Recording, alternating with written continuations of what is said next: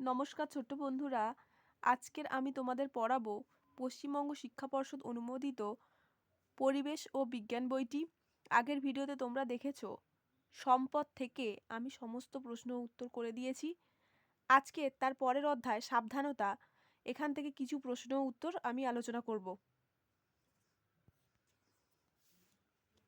দেখো, প্রথম প্রশ্ন আছে, আমাদের রাস্তা দিয়ে কিভাবে হাঁটা উচিত? উত্তর হবে গাড়িগুলোকে মুখোমুখি রেখে ডান দিক দিয়ে হাঁটা উচিত। 2 নম্বরে আছে, ফুটপাত দিয়ে হাঁটা উচিত না উচিত নয়? উত্তর হবে উচিত। 3 দাগের আছে, শহরের রাস্তা পেরোয় কিভাবে? উত্তর হবে জেব্রা ক্রসিং দিয়ে। 4 নম্বরে আছে, সিগনালে কোন আলো দেখে আমাদের রাস্তা পেরোনো উচিত? উত্তর হবে লাল আলো। 5 দাগের আছে, তোমাদের রাস্তা পেরোনোর সময় কি কি নিয়ম মেনে চলা উচিত? একে হবে রাস্তা পেরোনোর সময় বড়দের হাত শক্ত করে ধরে রাখবে। 2 নম্বরে হবে চলন্ত গাড়ি থেকে লাফিয়ে নামবে না। 3 নম্বরে হবে কেউ মোবাইল ফোনে কথা বলতে বলতে রাস্তা পার করলে বারণ করবে। 6 দাগের আছে, দেখো, মোটর বাইক চালককে কি পরা উচিত? উত্তর হবে হেলমেট। 7 দাগের আছে, জেব্রা ক্রসিং কি?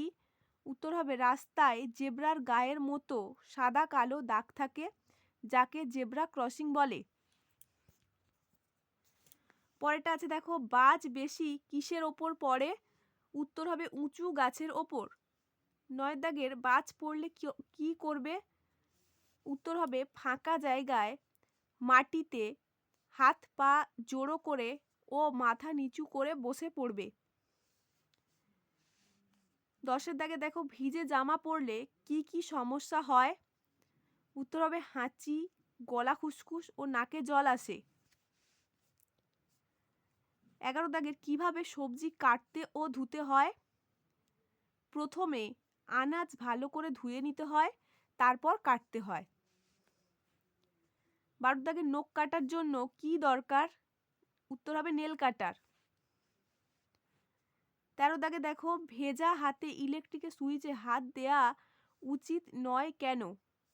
কারণ জল থাকলে শক লাগতে পারে।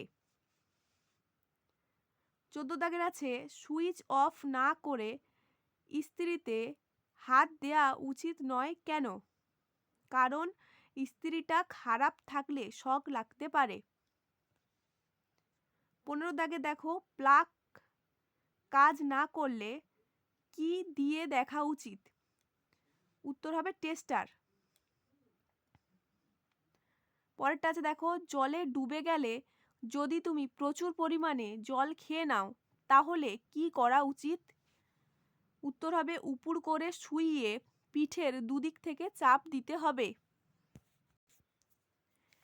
শেষ প্রশ্নটা হলো, হৃদযন্ত্রের কাজ বন্ধ হয়ে গেলে কি করতে হয়? উত্তর হবে হৃৎপিণ্ডের ওপর 2 হাত দিয়ে চাপ দিতে হয় যাতে প্রাণটা ফিরে আসে। এই ভিডিওটা এই পর্যন্তই। এই চ্যাপ্টারের সাথে সাথে পুরো পরিবেশ ও বিজ্ঞান বইটির সমস্ত প্রশ্ন ও উত্তর আমি বলে দিলাম। যদি তোমাদের এই পরিবেশ বই সংক্রান্ত কোনো প্রশ্ন জানার থাকে তাহলে আমাকে কমেন্ট করো আর আমার চ্যানেলটাকে লাইক, শেয়ার ও সাবস্ক্রাইব করো।